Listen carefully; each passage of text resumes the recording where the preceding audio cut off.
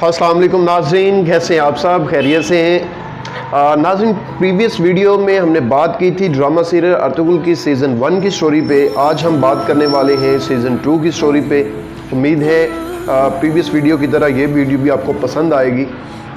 तो चलिए बगैर कोई वक्त ज़ाया किए शुरू करते हैं। जिस तरह हमने बात की थी कि प्रीवियस वीडियो एंड होती है प्रीवियस सीज़न जो है हिजरत पे अनातोलिया की तरफ। सीज़न 2 का स्टार्ट जो है वो बड़ा इमोशनल सा है और सेंटिमेंटल है, क्योंकि स्टार्ट होता है कि हिजरत के दौरान एक जगह पड़ाव करते हैं, आराम की गर्ज से रुकते हैं कि एक मंगोल दस्ता इन पे हमलावर होता है और बेहद जानी और माली नुकसान पहुंचाकर गायब हो जाता है। असल में ये मंगोलों का तरीका जंग है कि जब उन्होंने कोई बड़ी जंग करनी होती है तो उससे पहले छोटे छोटे दस्तों की सूरत में वो दुश्मन पर हमलावर होकर उसे कमज़ोर करते हैं और मेंटली टॉर्चर करते हैं। इस हमले में जो बहुत बड़ा नुकसान होता है वो ये कि दिल्ली दामीर की अकलौती बेटी और सिपाही नूरगुल की चहेती बीवी शहीना खातून को ज़िंदा जला दिया जाता है, उसके पेट में बच्चे समेत। अब ऐन उस वक्त जब ये हमला होता है, अर्तुगरुल और उसकी बीवी हलीमा सुल्तान जो है सैर की गर्ज से पड़ाव से कुछ दूर एक जगह घोड़ों पे सैर के लिए निकलते हैं। जब हलीमा सुल्तान अर्तुगरुल को बताती है कि आप बाप बनने वाले हैं तो बेहद खुश होता है, लेकिन ऐन उसी वक्त जो सिपा सालार नोयान का ख़ास सिपाही है तंगोत, वो हमलावर होता है। यहाँ से हलीमा सुल्तान के अर्तुगरुल के कहने पे हलीमा सुल्तान कबीले की तरफ फ़रार होने में कामयाब हो जाती है और उन्हें जाके बताती है कि अर्तुगरुल की मदद को पहुँचे, उस पर मंगोलों ने हमला कर दिया है। कई कबीले वाले बहुत कोशिश करते हैं अर्तुगरुल को ढूंढने की, लेकिन कामयाब नहीं हो पाते और आखिर ये सोचकर कि वो मंगोल इस कदर बेरहम और संगदिल हैं कि जिन्होंने छोटे छोटे बच्चों और औरतों को नहीं छोड़ा, तो वो अर्तुगरुल जैसे बहादुर जंगजों को कैसे बख्श देंगे, लिहाजा वो उसे शहीद तस्लीम कर लेते हैं। दूसरी तरफ अर्तुगरुल को नोयान के सामने पेश किया जाता है। नोयान उसको दो ऑप्शन देता है कि या तो हमारे साथ मंगोल लश्कर में शामिल हो जाओ और पूरी दुनिया पे हुकूमत करो, या फिर जुल्म सहते सहते तकलीफ बर्दाश्त करते करते कैद में ही अपनी जान दे दो। अर्तुगरुल सेकंड ऑप्शन को सिलेक्ट करता है कि मेरी तो जंग ही सारी ज़िंदगी की वो जालिमों के ख़िलाफ़ होगी, निज़ाम आलम में अमन कायम करना मेरा मकसद है, तो तुम्हारे साथ हाथ मिलाने का सवाल ही पैदा नहीं होता। उसे बहुत ज़्यादा टॉर्चर किया जाता है, हर किस्म की सज़ाएँ दी जाती हैं, हत्ता कि उसके एक हाथ में कील ठोकर उसे अपाहिज बना दिया जाता है, लेकिन उसके बावजूद वो अपनी बात पे डटा रहता है। एक दफ़ा वो यहाँ से फ़रार होने में कामयाब हो जाता है। ऐन उस वक्त जब मंगोल सिपाही उसे पकड़ने वाले होते हैं, क्योंकि वो शदीद ज़ख्मी होता है जुल्म बर्दाश्त कर कर के, कि गनी जो है वो फरिश्ते की सूरत में नमूदार होता है और अर्तुगरुल को बचाकर अपनी खुफिया गार में ले जाता है, वहाँ उसका इलाज करता है। कुछ अरसे बाद जब अर्तुगरुल बेहतर होता है तो वापस कबीले जाता है। अब ये एक बड़ा इमोशनल सीन है कि वो अर्तुगरुल सब का हीरो जिसे सब मुर्दा तस्लीम कर रहे होते हैं, लेकिन जब उसे ज़िंदा सलामत देखते हैं तो आप खुद इमेजिन कर सकते हैं कि वो कैसे इमोशनल और सेंटिमेंटल सीन्स जो हैं वो आपको देखने को मिलेंगे। अर्तुगरुल जाते ही जिरगा बुलाता है, अपने आप को सिपाहियों के सालार के तौर पर पेश करता है और ये मशवरा देता है कि जितनी जल्दी हो सके हमें नोयान के पड़ाव पे हमला कर देना चाहिए, इसके पहले कि वो और ताकत पकड़े। लेकिन यहाँ पे अर्तुगरुल के मुखालफिन उसकी मुखालफत करते हैं और कहते हैं कि एक अपाहिज हाथ के साथ हम तुम्हें सिपाहियों की सिपा सालारी नहीं सौंप सकते, लिहाजा वो दोदोर्गो कबीले के सरबरा खुशनूद के अकलौते बेटे तैमूर को सिपाहियों का सालार बना देते हैं। मंगोलों के हमले की वजह से काई कबीले की हालत इस कदर मखदूश हो जाती है कि वो अपने साथी कबीले हाइमा खातून के भाई खुशनूद में उसके कबीले दोदोर्गो में पनाह लेने पर मजबूर हो जाते हैं। तो हम उसी दोदोर्गो कबीले के सरबराह खुशनूद के अकलौते बेटे तैमूर के सालार बनने की बात कर रहे हैं। अब यहाँ पे चंद एक करैक्टर का जिक्र करना बहुत ज़रूरी है, ताकि आपको जब कहानी आगे चले तो कोई भी किसी किस्म की कन्फ्यूजन पैदा ना हो। सबसे पहला करैक्टर गद्दार का जो सिपाही कूचाबश की शक्ल में है। वो बज़ाहिर तो दोदोरगो कबीले का बड़ा वफ़ादार सिपाही नज़र आता है, लेकिन हकीकत में वो कबीले की हर खबर नोयान तक पहुंचाता है, क्योंकि वो नोयान के लिए जासूसी का काम कर रहे हैं। सिपाही हमज़ा जो गुलदारों का मुहाफ़िज़ सिपाही है, लेकिन गुलदारों के गलत रवैये और बदसलूकी की वजह से तंग आकर मेंटली टॉर्चर होकर नोयान की फ़ौज में शामिल हो जाता है और उसके लिए काम करना शुरू कर देता है। सिपाही अब्दुल रहमान जो हकीकत में वफ़ादार है, काई कबीले का सिपाही है, मुहाफ़िज़ है, लेकिन अर्तुगरुल के कहने पर वो मंगोलों के लश्कर में शामिल हो जाता है जासूसी करने के लिए। इसी अब्दुल रहमान सिपाही को फ़रार करवाने के जुर्म में ही अर्तुगरुल को कबीला बदर भी किया जाता है। अब यहाँ पे एक करैक्टर रोशनी खातून, जिसका पहले सीज़न में भी जिक्र आया, सैलजान खातून की छोटी बहन, जो अर्तुगरुल से बेहद प्यार करती है, उससे शादी करना चाहती है, लेकिन अर्तुगरुल की हलीमा सुल्तान के साथ शादी के बाद वो शदीद गम व गुस्से में आ जाती है और अर्तुगरुल को सबक सिखाना चाहती है। उसे बाद में तैमूर से मोहब्बत हो जाती है और वो एक दूसरे से शादी करना चाहते हैं, लेकिन इस गम व गुस्से की वजह से वो अपने ही कबीले को नुकसान पहुंचा जाती है ना चाहते हुए। आगे जिक्र करते हैं चंद अहम नेगेटिव करैक्टर्स का। सबसे बड़ा नेगेटिव करैक्टर जो आपको नज़र आएगा सादुद्दीन कोपिक की सूरत में। ये कोपिक जो है ये सल्जोक सल्तनत का एक अहम वज़ीर है, लेकिन उस वक्त के सुल्तान अलाउद्दीन को हटाकर वहाँ पे ख़ुद बादशाह बनना चाहता है। इसी मकसद के तहत उसने हर जगह पे अपने कारिंदे जो हैं वो छोड़ रखे हैं, जो उस तक ना सिर्फ ज़रूरी ख़बरें पहुँचाते हैं बल्कि उसके लिए काम भी करते हैं। तुर्क कबीलों के लिए जो उसने अपना एक कारिंदा छोड़ रखा है उसका नाम है महरदीन, जो कि दोदोरगो कबीले का ही है। वो कोपिक के लिए काम कर रहे हैं। ना सिर्फ वो अपनी बहन के ज़रिए सरदार खुशनूद जो दोदोरगो कबीले का सरबराह है उसकी पहली बीवी को मरवाता है, बल्कि अब अपनी बहन आलिया खातून की शादी सरदार के साथ करवा के मुख्तलिफ़ साजिशों के ज़रिए कबीले को अपने हाथ में ले लेते हैं, सरदार को भी, उसके बेटे तैमूर को भी। यहाँ पे अब महरदीन की बेटी गुंचागुल खातून जो है उसके ज़रिए जो काई कबीले में अपना असर और रसूख है उसको बढ़ाने की कोशिश करते हैं, क्योंकि उन्हें पता होता है कि गुलदारो जो है वो अपनी बीवी से उसकी गद्दारी की वजह से, जो सीज़न 1 में भी आपने देखी, कुर्दोगलों के साथ मिलकर सैलजान खातून की जो गद्दारी की जो साजिशें सारी वो सामने आ जाती हैं। जब गुलदारो को पता चलता है तो वो अपनी बीवी के सख्त मुखालिफ हो जाता है। इसी वाक़े का फ़ायदा उठाती हैं, इसी चीज़ का, और अपनी बेटी को वो गुलदारो के करीब कर देते हैं।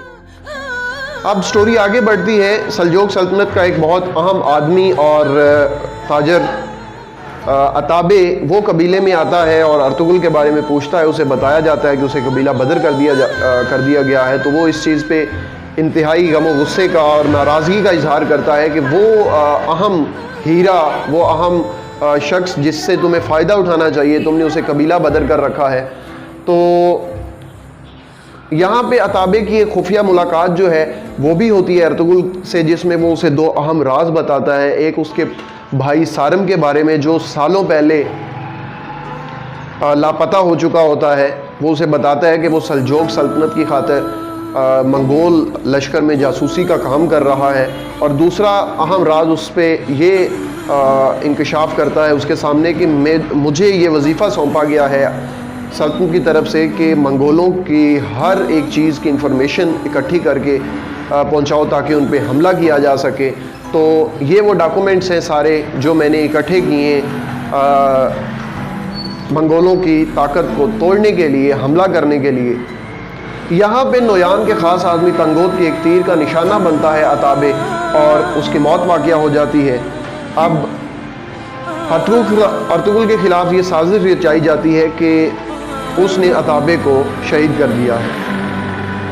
अब अर्तुगरुल को सज़ा देने के लिए जब सरदारान बैठते हैं तो तैमूर की सरबराही में सिपाहियों को रवाना करते हैं कि अर्तुगरुल को ढूंढो, ज़िंदा या मुर्दा उसे कबीले लेकर आओ, क्योंकि उसने रियासत के एक बहुत अहम आदमी अताबे को मौत के घाट उतार दिया है।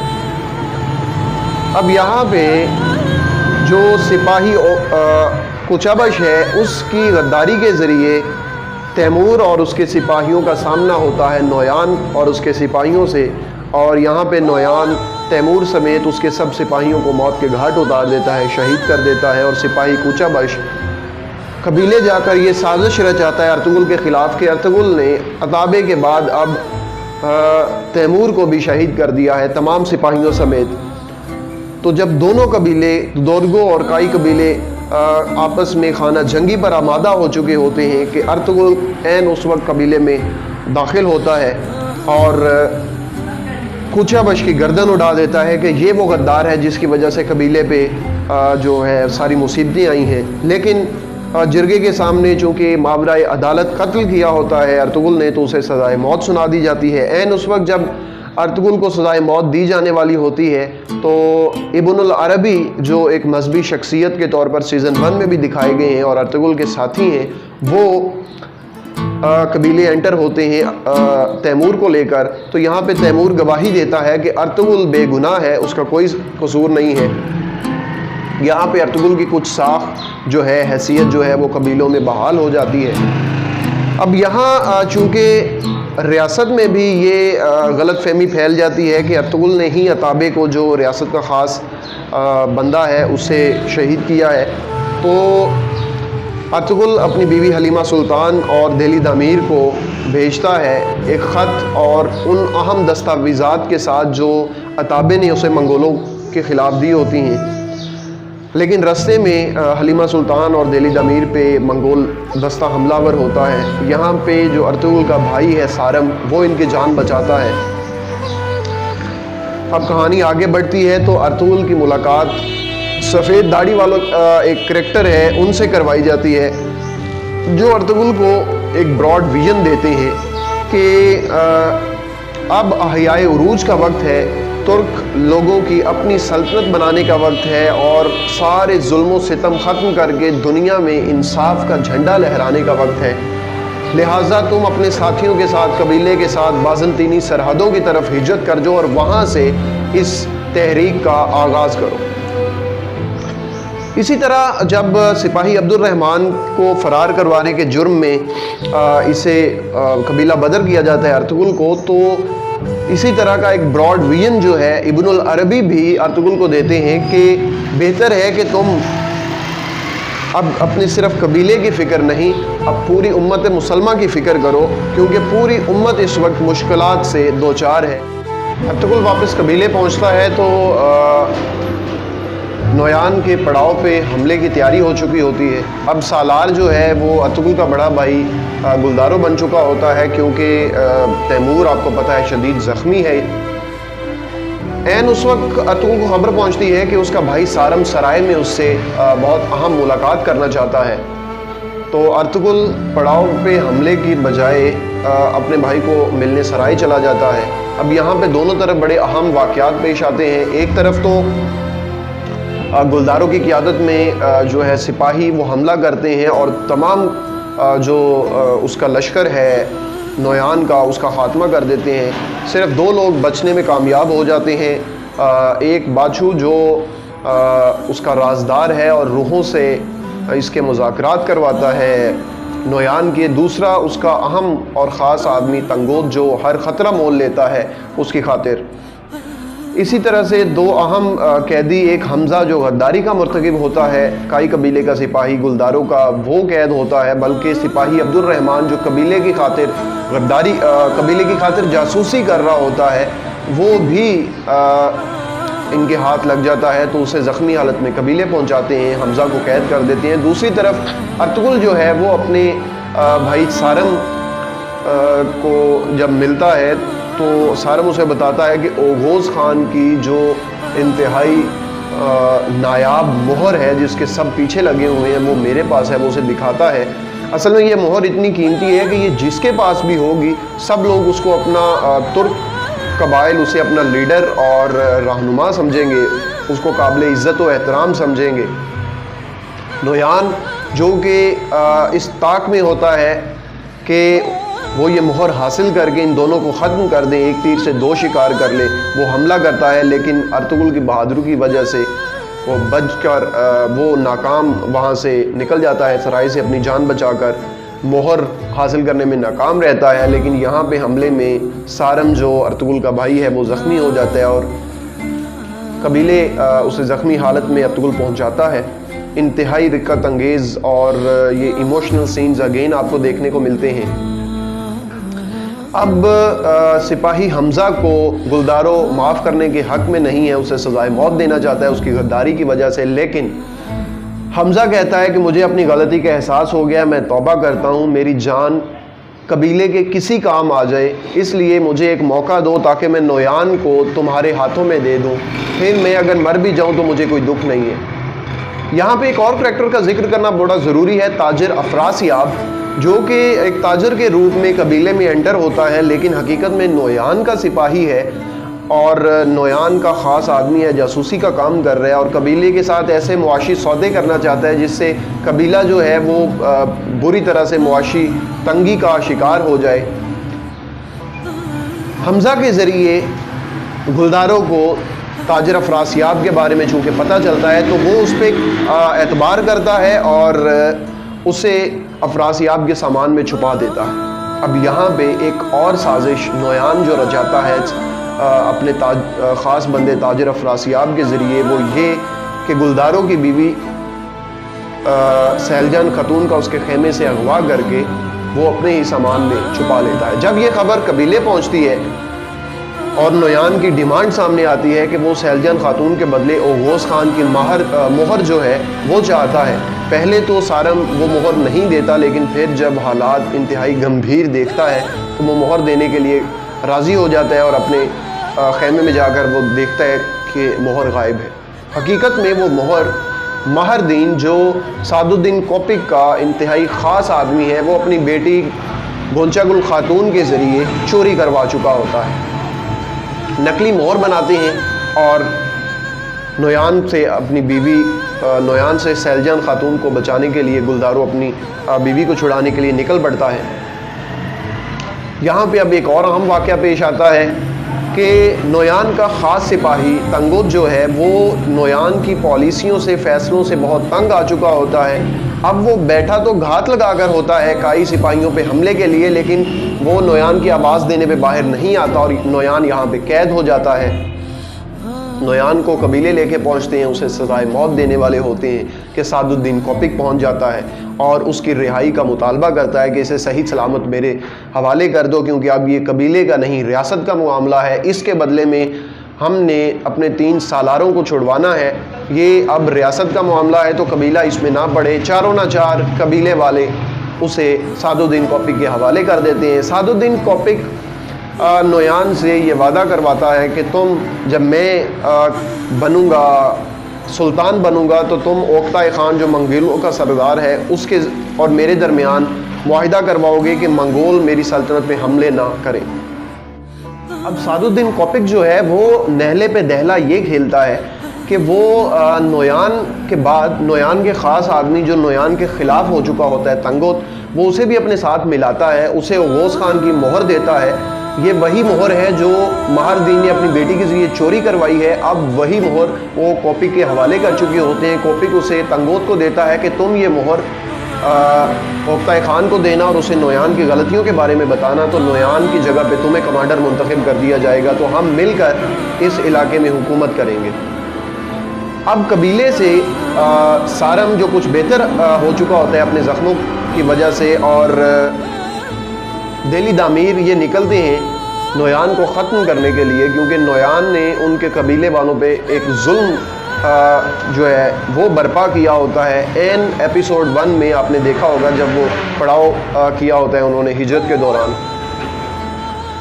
इस हमले में नोयान तो बचकर निकल जाता है, लेकिन जो तंगोत है वो मारा जाता है और मोहर भी ओगोस खान की सारम के जो है वो कब्ज़े में आ जाती है। लेकिन इसमें एक बड़ा नुकसान जो काई कबीले का होता है वो ये कि दिली दामीर जो है वो भी शहीद हो जाते हैं। वापस कबीले पहुंचते हैं तो ये एक इंतहाई दुख, इमोशनल और सेंटिमेंटल सीन्स जो हैं यहाँ पे अब आपको देखने को मिलते हैं। इसके बाद स्टोरी आगे चलती है। रोशनी खातून और दोदोरगो कबीले के सरदार खुशनूद के इकलौते बेटे तैमूर की जब शादी होने वाली होती है तो एक अहम वाक़या तब पेश आता है। दोदोरगो कबीले की खादमे ख़ास जो है सरदार खुशनूद की, गुलबानो खातून, वो एक शरबत बनाती है जिसमें आलिया खातून जहर मिला देती है और वो जो जहर वाली बोतल है वो गुलबानो खातून के खेमे में छुपा देती है। जब सरदार खुशनूद वो शरबत पीता है और मरने के करीब पहुंचता है तो सारा जो ड्रामा है वो खुलकर सामने आता है। पता ये चलता है कि ये गुलबानो खातून ने शरबत बनाया, उसने जहर दी है सरदार को, वो मारना चाहती है, उसे कैद कर दिया जाता है। लेकिन हकीकत चूँकि अर्तुगरुल को पता है इसके बरक्स है, इसलिए वो सिपाही रोशान जो गुलबानो खातून से प्यार करता है उसके ज़रिए गुलबानो खातून को वहाँ से फ़रार करवा देता है। अब तैमूर ये समझता है कि ये सब कुछ अर्तुगरुल कर रहे हैं, अर्तुगरुल ही मेरा सबसे बड़ा दुश्मन है।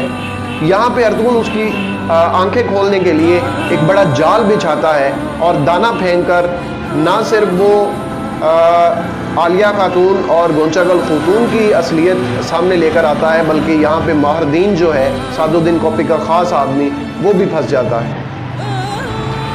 एक हमले के दौरान आलिया खातून तो मारी जाती है, गोंचागुल फरार हो जाती है, लेकिन सराज माहरदीन जो है उसे कबीले लेकर आते हैं और उसकी गद्दारी की वजह से उसे सज़ाए मौत देने वाले होते हैं कि सादुद्दीन कोपिक टपक पड़ता है और वो कहता है कि ये रियासत का बंदा है, अगर इसने कुछ किया है तो इसे रियासत सज़ा देगी, कबीला सज़ा नहीं दे सकता, लिहाजा इसे मेरे हवाले कर दिया जाए।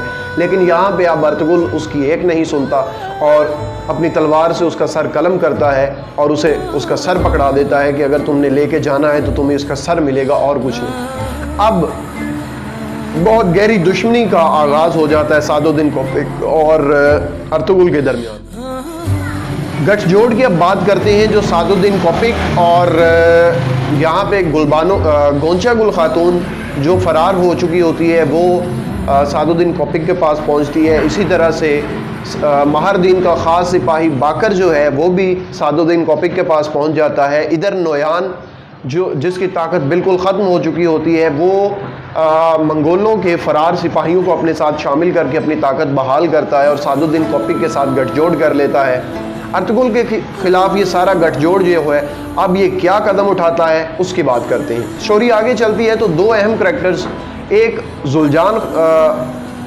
जुलजान जो इसका छोटा भाई है अर्तुगरुल का और दूसरा शहज़ादा शहीर जो हलीमा सुल्तान का छोटा भाई है, ये बहुत अरसे से ट्रेनिंग के लिए सिपाही बाबर के साथ कबीले से दूर होते हैं। अब ये कबीले वापस जा रहे होते हैं कि इन पे हमला करके इन्हें कैद कर लेता है नोयान। सादुद्दीन कोपिक जो है वो नोयान से जुलजान को लेकर सारम के हवाले कर देता है कि ये मैंने नोयान से छुड़वाया है, उन्हें कबीले पहुंचा देता है और अपनी साख बहाल कर लेता है, एतबार बहाल कर लेता है सारम के ज़रिए। दूसरी तरफ शहज़ादा शहीर के ज़रिए वो एक चाल चलते हैं कि तुम असल बादशाह और सुल्तान तुम बनने के लायक हो, तो बहुत ज़्यादा तुर्क कबाइल जो है वो भी आ जाते हैं, उनके सरदार उसकी हिमायत करते हैं और उसे अपनी सिपाहियों की तर्जुमानी और सिपा सालारी सौंपते हैं कि बगावत करो, हम तुम्हारे साथ हैं और सालार बनो। यहाँ पे एक अहम ख़त लिखता है शहज़ादा शहीर, वो कि वो एक नौजवान बच्चा है लेकिन उसके बावजूद अक्ल का इस्तेमाल करता है और ख़त में खुफिया कोड के ज़रिए हलीमा सुल्तान को ये बताता है कि मैं ये सब ड्रामा कर रहा हूँ सिर्फ़ अपनी और नूरगुल की जान बचाने के लिए, तो आप अर्तुगरुल भाई से कहें कि जितनी जल्दी हो सके मुझे इस मुसीबत से छुटकारा दिलवाएं। नूरगुल जो नोयान की खुफिया गार का पता चलाने के चक्कर में कैद हो जाता है, उसे फ़रार करवाने में मदद करता है शहज़ादा शहीर। अब दूसरी तरफ एक अहम वाक़या पेश आता है कि नोयान रोशनी खातून का अगवा करवा लेता है। अब यहाँ पे अर्तुगरुल जो है वो जाल बिछाने की कोशिश में है नोयान के लिए कि नोयान को किसी तरीके वो ज़िंदा पकड़ कर उनके सामने पेश करे अपनी सल्जोक सल्तनत के सामने और उन उमरा का, बड़े बड़े लोगों का नाम उगलवाए जो रियासत के ख़िलाफ़ गद्दारी कर रहे हैं, इहानत कर रहे हैं। तैमूर लाख समझाने के बावजूद भी अर्तुगरुल की बात नहीं मानता और रोशनी को बचाने के लिए निकल खड़ा होता है, लेकिन यहाँ पे वो खुद शिकार हो जाता है। अगवा के दौरान जिस जगह पे नोयान रोशनी को रखता है वहाँ पे गोंचागुल खातून भी होती है। एक टकराव के दरमियान रोशनी जो है गोंचागुल को ख़त्म कर देती है और फ़रार होने में कामयाब हो जाती है, लेकिन दोबारा नोयान के हाथ लग जाती है। अब यहाँ नोयान ना सिर्फ रोशनी को ख़त्म कर देता है बल्कि उसके शोहर तैमूर को भी शहीद कर देता है। यहाँ पे अगेन बड़ा इमोशनल जो है वो सीन आपको देखने को मिलते हैं। अर्तुगरुल एक जाल बिछाता है जिसमें ना सिर्फ सिपाही बाकर जो गद्दार बन चुका होता है वो फंसता है, बल्कि नोयान भी फंस चुका होता है इस जाल में। अब यहाँ पे एक और अहम चीज़ जो देखने को मिलेगी आपको, सादुद्दीन कोपिक सारन को ये कहता है कि नोयान जिंदा सलामत हमें चाहिए, ये रियासत का मसला है, वो तुम्हारे भाई के कब्ज़े में है, वो उसे मार देगा, लिहाजा तुम अपने भाई के कब्ज़े से नोयान को छुड़वा के मेरे पास लेकर आओ, रियासत के अमीर के पास। तुम रियासत के लिए काम कर रहे हो तो ये तुम्हारे ऊपर फ़र्ज़ है। अब वो दोनों भाई आपस में गुत्थम गुत्था हो जाते हैं। इस झगड़े के दौरान सारन ज़ख्मी हो जाता है, नोयान को काफ़ी ज़ख्म आते हैं अर्तुगरुल के हाथों। ड्रामे में यही दिखाया गया है कि वो मरने के करीब है या मर चुका है, लेकिन वो ज़िंदा है।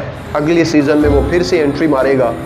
अब यहाँ पे ज़ख्मी सारन को लेकर जब अर्तुगरुल कबीले पहुँचता है तो एक कोहराम बर्पा हो जाता है कि अर्तुगरुल क्या करता फिर रहा है, ये अपने भाई के ऊपर हमला कर दिया, इसने उसकी जान लेना चाहता है। यहाँ पे अब वाज़े तौर पर काई कबीला दो हिस्सों में तकसीम हो चुका है। एक हिस्सा तो वो है जो फौरी तौर पर हिजरत करने के लिए अर्तुगरुल की हिमायत में है, अनातोलिया की तरफ हिजरत। दूसरे वो हैं जो गुलदारों की हिमायत कर रहे हैं, उसे सरदार देखना चाहते हैं और हिजरत करना बिल्कुल नहीं चाहते। यहाँ पे जिरगा बुलाते हैं, गुलदारों सरदार बन जाता है, जिरगे में उसे ज़्यादा वोट मिलते हैं और अर्तुगरुल अपने ख़ास लोग जो उसकी हिमायत कर रहे होते हैं उनके साथ हिजरत का सफ़र शुरू कर देता है। दूसरी तरफ जब अर्तुगरुल की माँ हाइमा खातून को सारी सूरत हाल का पता चलता है कि सोना देकर गुलदारों ने वोट ख़रीदे हैं और फिर उसका शोहर सरदार सुलेमान ख्वाब में आकर उसे अर्तुगरुल की हिमायत करने को कहता है, तो हाइमा खातून भी अपने कुछ सिपाहियों को लेकर अर्तुगरुल के उस पड़ाव में शामिल हो जाती हैं जो बाज़ंतीनी सरहदों की तरफ हिजरत कर रहा होता है। हिजरत के दौरान एक जगह पे सादुद्दीन कोपिक के कहने पर बाकर जो है, सिपाही बाकर जो गद्दार बन चुका होता है, वो हमला करता है और अर्तुगरुल के नौज़ायदा बेटे गुंदुज़ को अगवा करने में कामयाब नहीं हो पाता और अपनी जान गंवा बैठता है। यहाँ पे हिजरत के दौरान इब्नुल अरबी जो एक मुक़द्दस हस्ती हैं वो भी इस पड़ाव में शरीक हो जाते हैं, इस कारवां में शामिल हो जाते हैं। हिजरत का ये सफ़र जारी व सारी है। यहाँ पे सीज़न 2 का इख्तिताम हो जाता है और यहाँ से अब सीज़न 3 शुरू होगा। उम्मीद करता हूँ कि आपको सीज़न 2 की स्टोरी भी पसंद आई होगी। हमें अपने फ़ीडबैक से आगाह कीजिए और बताते रहिए कि ड्रामा सीरियल अर्तुगरुल से रिलेटेड किस किस्म की वीडियोस आपको देखने को चाहिए। हम उस किस्म का मटेरियल जो है वो आपको प्रोवाइड करेंगे। अपना बहुत सारा ख्याल रखिएगा, दुआओं में याद रखिएगा। अल्लाह हाफ़िज़।